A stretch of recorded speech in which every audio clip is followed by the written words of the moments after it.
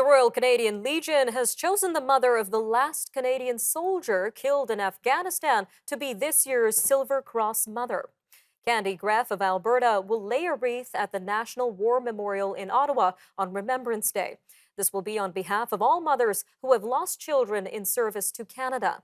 Master Corporal Byron Graff was working as a military trainer when he was killed by a suicide bomber in October of 2011. He was Canada's last military fatality in the country before Canada's mission in Afghanistan ended in 2014. Well, with us now to unpack this and the Royal Canadian Legion's Poppy campaign is Mr. Danny Martin, who oversees the National Silver Cross Mother appointment with the Royal Canadian Legion. Mr. Martin, welcome to Forum Daily. Thank you. Glad to be here. So take us back to when the Royal Canadian Legion started the Silver Cross Mother tradition and how it goes about. Well, basically, it starts back in 1936 with the unveiling of the Vimy Memorial in France, and the first Silver Cross Mother that was selected was Mrs. Wood from Winnipeg, who had lost two sons in the Great War.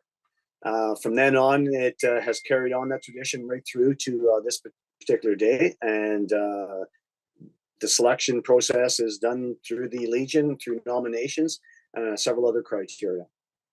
So tell us a little bit more about this year's Silver Cross Mother, Candy Graff, and why she was selected.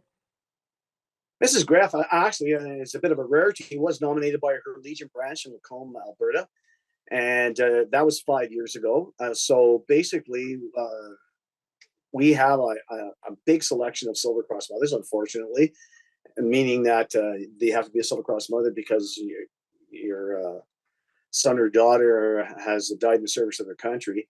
So there's many nominations made. We keep them on file until they're selected. And then based upon a review of a committee over the years, we look at what arm of service they were in, what province they're from, what conflict they were in, and then based upon those criteria compared with provincial locations as well, then we make a selection based upon that. Now, we'll be sure to watch out for Miss Graff on Remembrance Day. Now, Yeah, this Remembrance Day itself is quite unique. It's the first one under King Charles and the 80th anniversary of the Dieppe raid. So how would these right. anniversaries impact the Remembrance Day ceremony this year? Well, not so much with King Charles. We're actually paying tribute to Queen Elizabeth II on her passing. She was a veteran of actually the Second World War. So at the National Monument, there'll be a wreath placed in front of the monument, pre-placed, in honor of Queen Elizabeth II. And basically, for the 80th anniversary of Dieppe, we have a flag that was brought up to us from a long story that comes from the United States, that a soldier had been carrying it on the day, on the 19th of August, 1942, and we'll have it displayed on site. Now, this flag, we don't know who carried it. All we know that a German soldier in the burial detail after the battle had happened had discovered this flag, kept it as a souvenir, discovered by a American soldier who had, the German was in a POW camp in 1945, relayed the information that he had taken it from a Canadian soldier from Dieppe, and then over a long period and a whole bunch of other different circumstances, it ended up with the Legion. And so it's an artifact that we want to place out there, an unknown, for the unknown soldier tomb, being an unknown soldier who carried this flag into Dieppe, a horrendous raid and a loss of life for Second World War casualties. All right, Mr. Martin, about a minute and a half left here, but the Legion is also conducting its Poppy campaign. So tell us a little bit more about this year's Poppy campaigns, the new biodegradable Poppy, and where the funds raised from this Poppy campaign will go towards.